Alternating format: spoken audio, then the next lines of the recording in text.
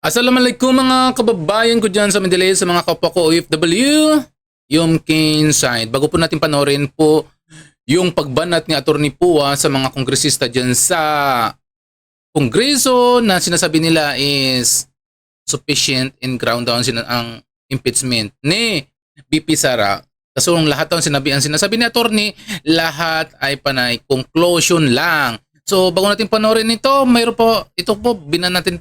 Basahin ko muna na ito ng pagbanat niya ni Atty. Guanzon. Sabi niya, yung buong bansa po ay nakakaranas ng matinding hirap sa pagtaas ng presyo ng petrolyo.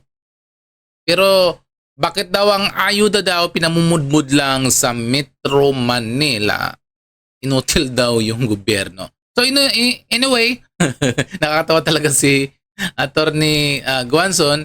Anyway, wala nang patumpik-tumpik pa. Panorin po natin yung pagbanat ni Atty. Pua na sa impeachment na ito po ay attorney ni BP Sara sa pagsabi na sufficient and ground daw yung impeachment ni BP Sara sa Kongreso. Ito talagang binanatan ni Atty. Pua.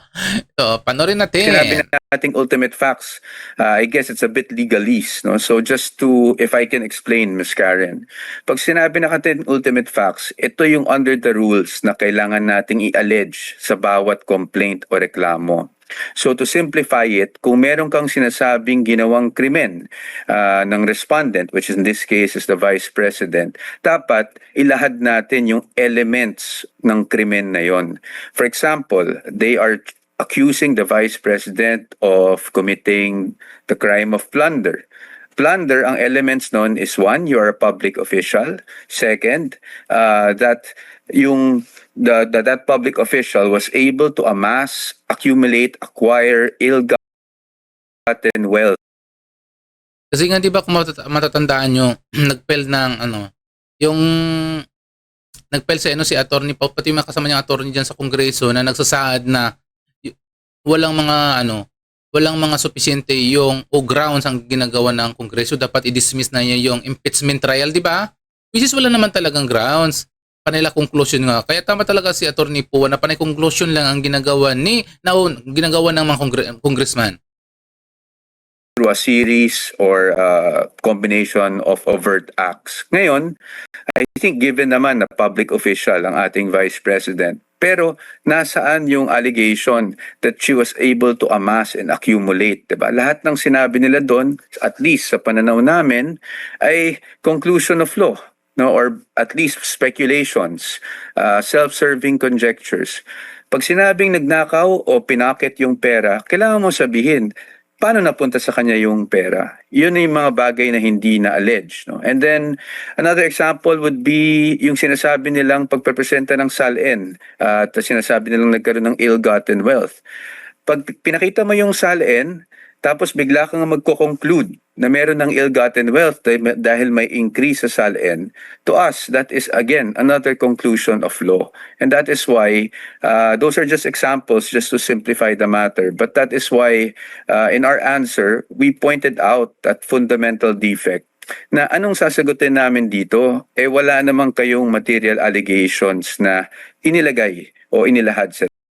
Ang sinasabi niya, ni Atty. Pua, ano ba sasagutin namin dito? So, wala namang mga allegation na ilagay.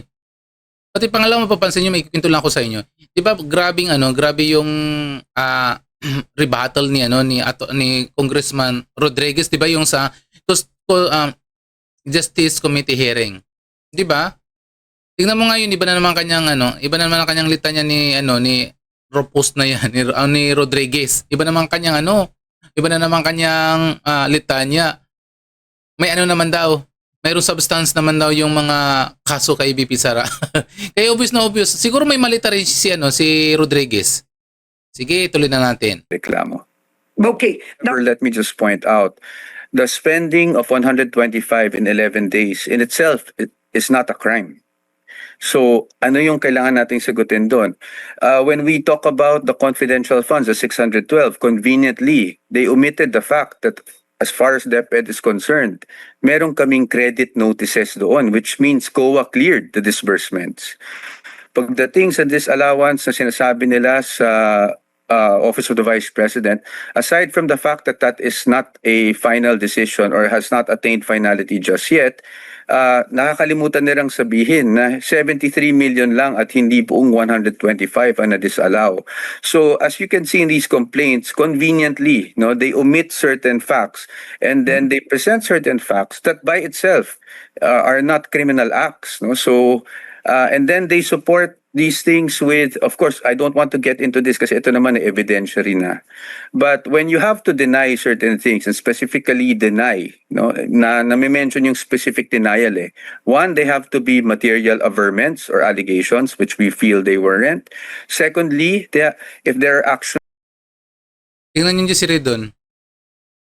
Diba? Gigil na gigil yan kay, Gigil na gigil yan kay BP Sara yan. Kasi nga yung sa pumuno dati ni ni Pangulong Duterte, 'di ba tinanggal siya kasi nga ang ginagawa niya lagi lang out of country. Kaya gigil na gigil yan si Redon. Kasi kung nakakapagtaga talaga yung mga yung mga congressman, sila po yung mga judge, 'di ba? Sila po hahatol sa impeachment trial ni BP Sara. Pero sila rin po ang sila rin po ang nakikipag-away sa BP Sara. So paano ba 'yun? Hindi obvious na talaga na kahit mali pang nangyayari sa Kongreso, gagawin nilang tama na mali si BP Sara kasi parang nag-ano sila parang singing in one song sila, parang kumakanta lang sila na kahit wala sa tono, lahat sila kakanta. Yun po ang gustong sabihin ni Attorney Pua.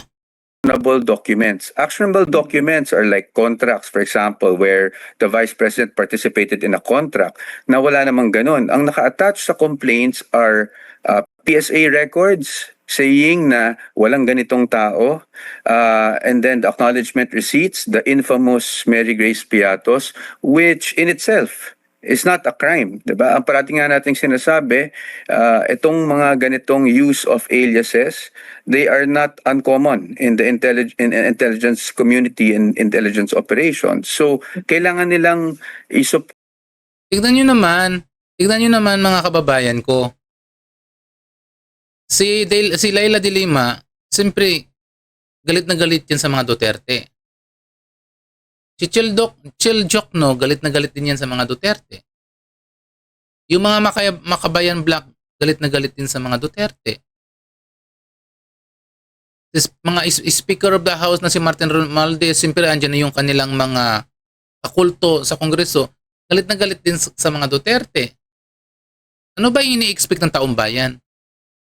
Ano bang ini-expect ng taong bayan? Yung ini-expect po ng taong bayan, kahit mali ang ginagawa nila, gagawing tama kasi naghahabol sila sa naghahabol sila sa eleksyon. Tingnan nyo, ang pinag-uusapan alos araw-araw tungkol sa ingay ay yung pagtaas ng petrolyo. Pero ang ginagawa nila, 'di ba ang inaatapag nila yung impeachment trial ni BP Sara. 'Di ba hindi yan nakakatuwa, nakakasuya.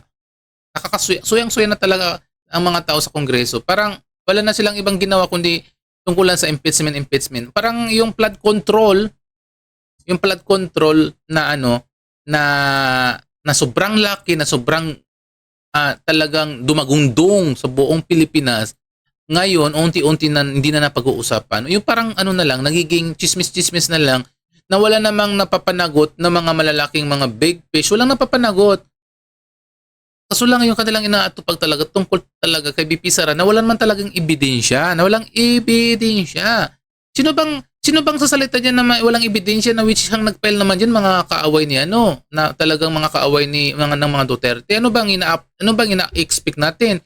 Natural sasabihin nila may kasalanan si BP Sara kahit wala. Kaaway nila yan, lalo pa si Laila de Lima, mga Makabayan Black. Ano bang ini-expect natin sa kanila diyan? Wala.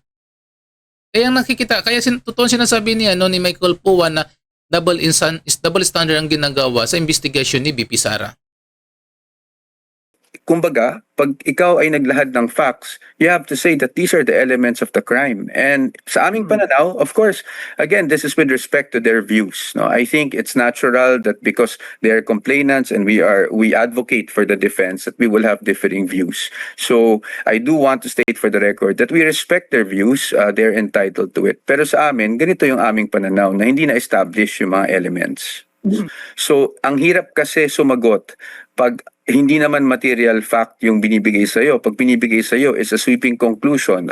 In fact, I listed them down, but it would take so long for us to discuss this matter. But if they say, okay, the Vice President appropriated or mishandled confidential funds, how do you now answer to that when that in itself is a conclusion? For example, parati akong tinatanong nito kasi ang parating lumalabas is yung video, hindi ba? And they're saying that it's a threat. But characterizing it as a threat for us is in itself a Ayun, mga kababayan ko, talaga na parang nakakasuya na pakinggan yung lagi na lang na sa impeachment. Kasi sa totoo lang, kahit hindi sila pumunta diyan sa Justice Committee hearing ngayon sa mga sufficient in ground, matik na yan talagang i-impeach nila si VP Sara. Kahit pumunta pa dyan si VP Sara, magpaliwanag. Hindi nila naman papakinggan yan, i-impeach nila yan. I-impeach nila. Tignan mo naman sinabi ni Louis Tro, kahit daw mag-resign pa si VP Sara, tuloy-tuloy ang kanilang investigasyon. Di ba? So sa mga kababayan ko dyan, sa mga hindi pa dyan nakasubscribe sa akin, please subscribe my channel. Sa mga hindi pa, please lang. So sa ngayon, masalam!